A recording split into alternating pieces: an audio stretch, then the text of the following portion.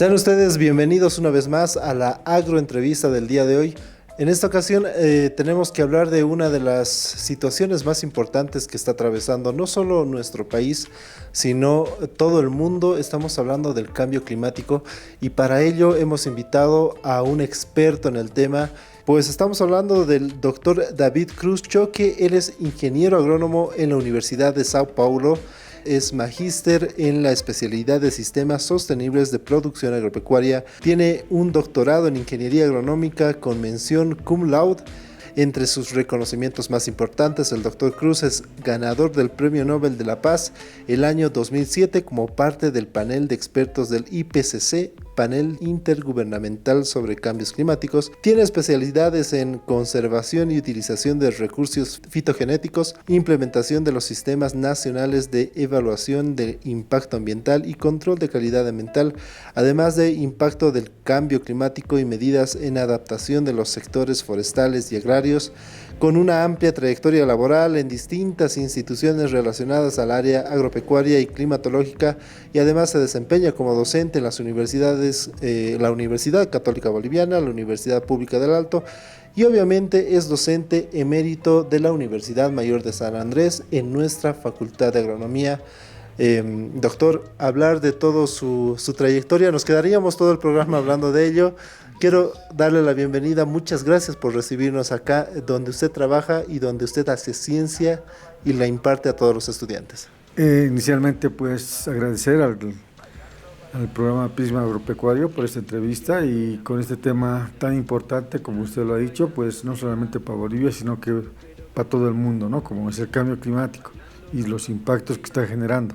Doctor, vayamos al inicio de todo. ¿Qué es el cambio climático para que lo entienda toda la población que nos está viendo, todos los universitarios en realidad? ¿Y cuáles son los principales factores que dan este impacto, ¿no? Todo el mundo habla, ¿no?, de cambio climático, todas las personas, inclusive políticos, atribuyen, ¿no?, todos los desastres naturales, todo lo que está pasando, ¿no?, en el tema ambiental al cambio climático, pero no es tan así, ¿no? ¿Qué es el cambio climático en realidad? Como verán en el gráfico, estamos mostrando dos planetas vecinos a la Tierra, ¿no?, que son pues Marte y Venus. Marte no tiene una capa de efecto invernadero, no tienen. Entonces, como está en el sistema solar, pues la radiación solar llega a Marte, calienta Marte, pero toda esa radiación es reirradiada hacia el infinito y se pierde en el infinito. En consecuencia, la temperatura promedio en Marte es de menos 23 grados centígrados. Venus tiene una gruesa capa de efecto invernadero compuesta principalmente por dióxido de carbono. Igual el Sol llega a Venus, calienta Venus, esa energía trata de escapar al infinito, pero se le impide la gruesa capa de efecto invernadero y en consecuencia casi toda esa radiación, todo ese calor se reirradia al planeta Venus nuevamente y la temperatura promedio en Venus estamos hablando de 426 grados centígrados. Fíjense entonces, la capa de efecto invernadero es pues natural, como estamos viendo, ¿no?, en esa gráfica. Entonces, sin esa capa de efecto invernadero, pues no habría vida en la Tierra. La capa de efecto invernadero hace que la temperatura promedio en la Tierra pues sea de aproximadamente pues 15 grados centígrados. Y si no hubiera capa de efecto invernadero, pues sería de menos 18 grados centígrados la temperatura promedio en la Tierra. Entonces, fíjese, la capa de efecto invernadero es necesaria para la vida en la Tierra. Pero ¿qué es lo que está pasando ahora?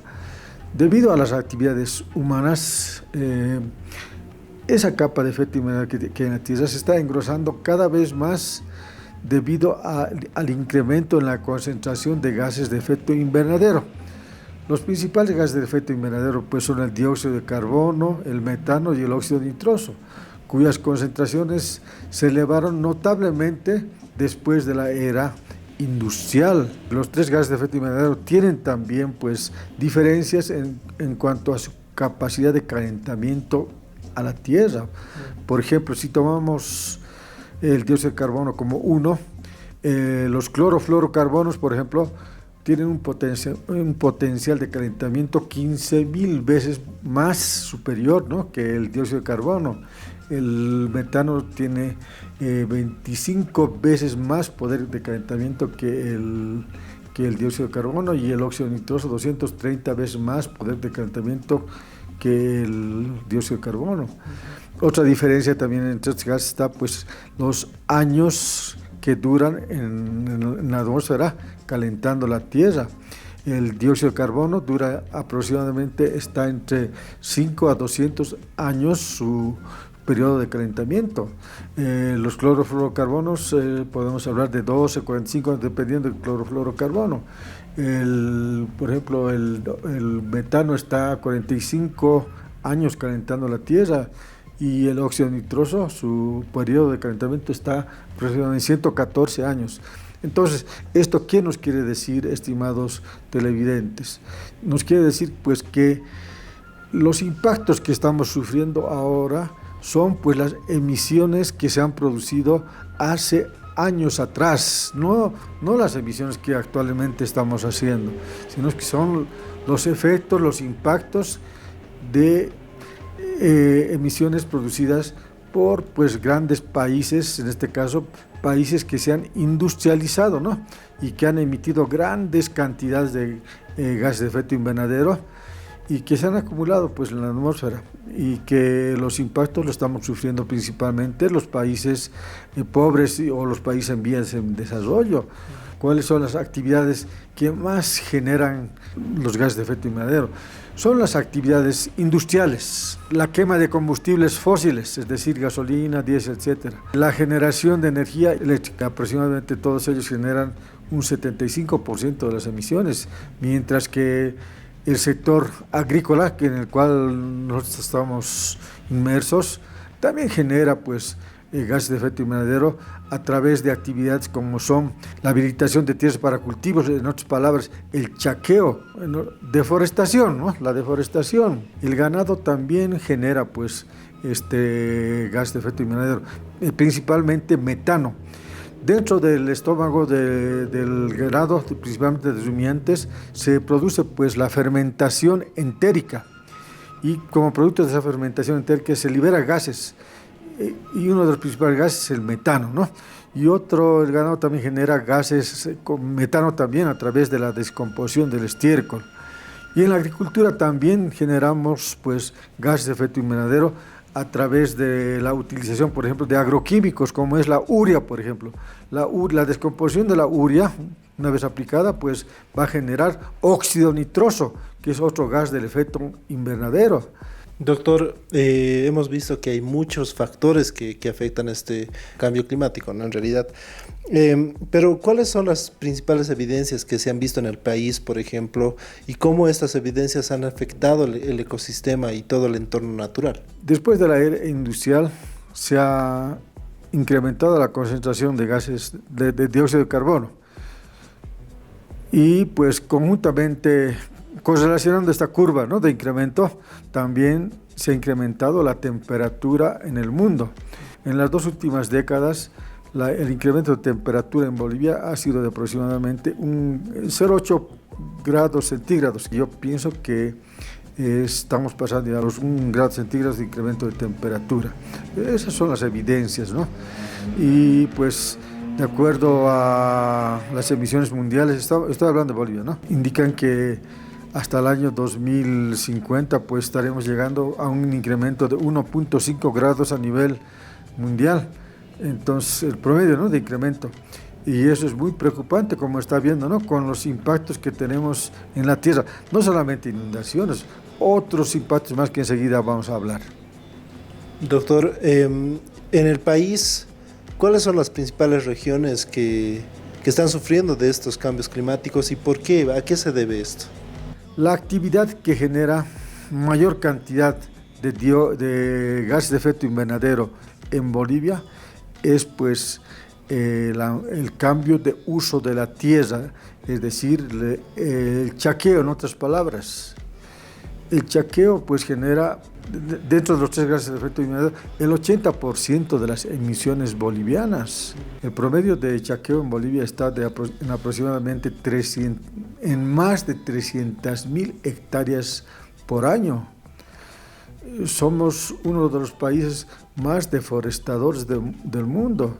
De acuerdo a un estudio hecho por una organización internacional relacionada a bosques, Bolivia está situada en el tercer puesto entre los países más deforestadores de bosques tropicales del mundo.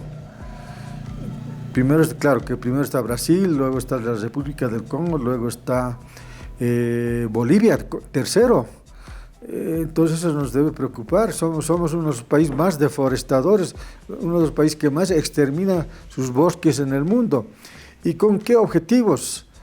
Para implementar productos agroindustriales como por ejemplo son la soya, girasol, para el establecimiento de pastizales, luego la crianza de ganado y últimamente está hablando ganado con fines de exportación de carne para China y últimamente está hablando pues en muchas áreas protegidas se están estableciendo plantaciones de coca, ¿no? Se están chaqueando, ¿no?, bosques y estableciendo plantaciones de coca porque sus tierras donde se plantaban tradicionalmente la coca ya no son pues productivas, entonces ellos tienen que buscar nuevas áreas para que haya rendimiento en coca, ¿no? Y en coca pues se utiliza la mayor cantidad de agroquímicos, todos los agroquímicos que conocemos en la agronomía, pues insecticidas, fungicidas,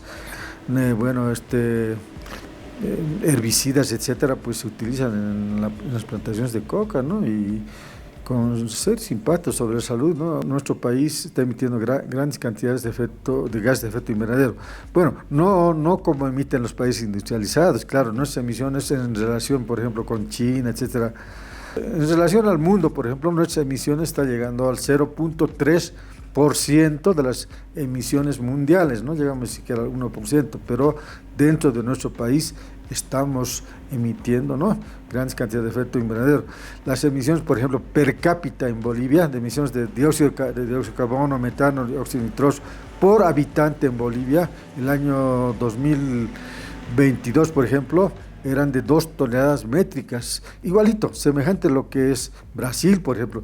Doctor, finalmente para concluir la entrevista, si bien se está hablando de que hay una gran problemática, ¿cómo la población, la gente en general y cómo ustedes como científicos pueden aportar para disminuir estos efectos del cambio climático y evitar un poquito, no alejarnos un poco de la crisis del cambio climático? El cambio climático está alterando la frecuencia y la intensidad de eventos climáticos extremos.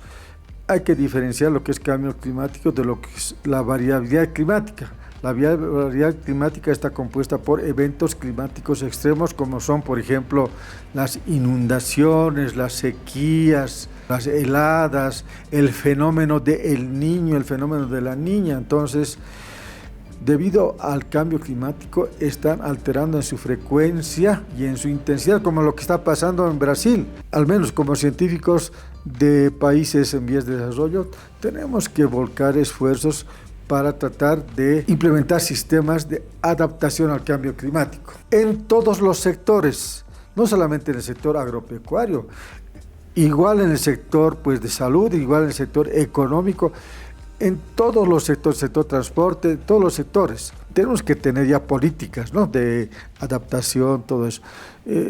Lamentablemente, quiero decir la verdad, hay una ley, por ejemplo, la ley de Madre Tierra, donde establece los sistemas de mitigación, adaptación, pero lamentablemente esa ley de la Madre Tierra no está siendo cumplida y ha sido vulnerada en muchos de sus artículos. Entonces vamos a tener una seria crisis en el futuro si seguimos con esta política, ¿no?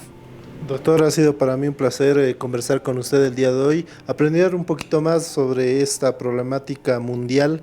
Volvemos con Prisma Agropecuario. Muchas gracias, doctor. Gracias por recibirnos. Muchas gracias a ustedes y pues ojalá que continuemos con este tipo de entrevistas porque el tema da para largo, ¿no? Muchas gracias.